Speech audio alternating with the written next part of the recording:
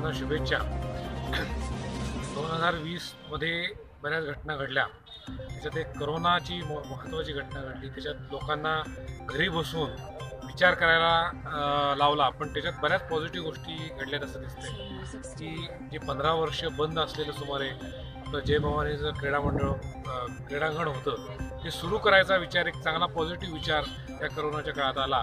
त्यामुळं हा एक चांगला विचार पुनरुज्जीवनाचा नवीन पिढीने घेतलेला आहे आणि त्यामुळं गावात सहकार्य करेल आतापर्यंत केलेलं आहे। परत एकदा गावचं आणि या मंडळाच्या सर्व कार्यकर्त्यांचं, नवीन खेळाडूंचं या ठिकाणी पाडव्याच्या मुहूर्तावरती त्यांना आशीर्वाद देतो।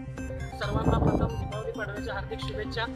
आज आपण जय भवानी क्रीडा मंडळाच्या वतीनं पाडव्याच्या मुहूर्तावरती पुन्हा एकदा त्या मैदानाचं पुनरुज्जीवन करण्याचा कार्यक्रम हाती घेतला।